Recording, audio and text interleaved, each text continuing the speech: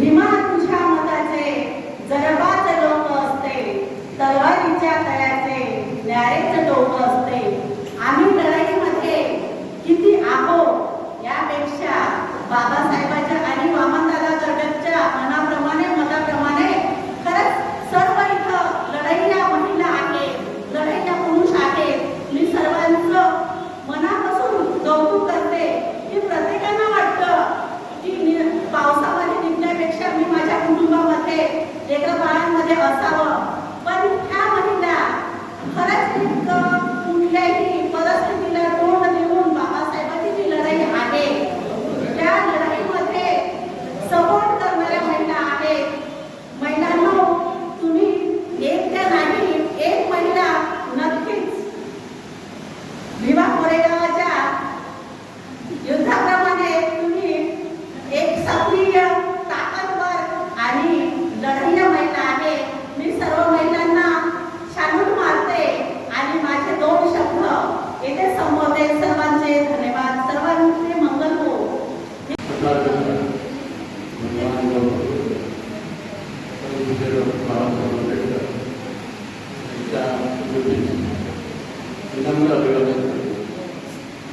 आणि महात्मा बुद्धविहार मुक्ती आंदोलन या आंदोलनाला शुभेच्छा देतात.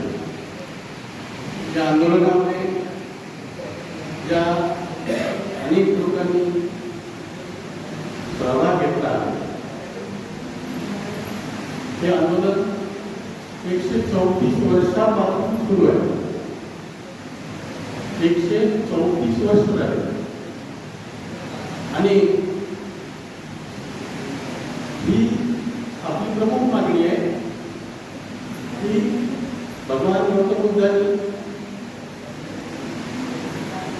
ज्या देशामध्ये जन्म घेतला, जन्मभूमी जगामध्ये जन्मभूमी म्हणून आपल्या देशाची ओळख आहे, अशा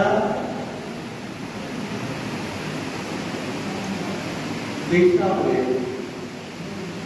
महाबोधी बुद्धविहार मुक्ती आंदोलन आपल्याला करावं लागत आहे. आणि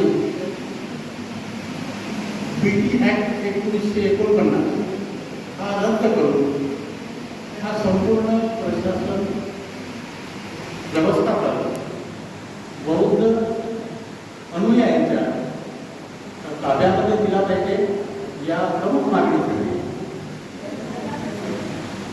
बंदीजी आणि बौद्ध उपासक उपासिका यांनी हे आंदोलन जोपर्यंत महाबोधी बुद्धविहार मुक्त होत नाही तोपर्यंत आम्ही हा लढा सतत सुरू ठेवू, अशा प्रकारचा आपण निर्धार व्यक्त करून आपलं हे आंदोलनाला आपला संपूर्ण पाठिंबा आहे.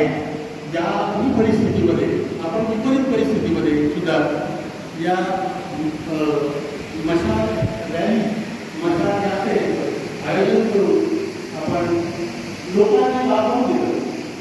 आपला निर्धार सतत आहे आणि हे जोपर्यंत आपली मागणी पूर्ण होत नाही तोपर्यंत आपल्याला हा लढा सुरू ठेवावा लागला. आपल्या वाट्याला आलेलं जे दुःख आहे हे काही संदर्भांची आपल्याला मिळालेलं नाही. नामांतराचा लढा आपण पाहता त्याला 17-18 वर्ष लागले. म्हणजे अतिशय जास्त कालावधी त्या ठिकाणी मंडळी म्हणजे प्रतिकारी मंडळी ही घेत असतात, ते आपल्याला त्रास देत असतात आणि म्हणून आपण त्याची पर्वा न करता आपण हा लढा सुरू ठेवावा अशी अपेक्षा व्यक्त करतो आणि मी माझे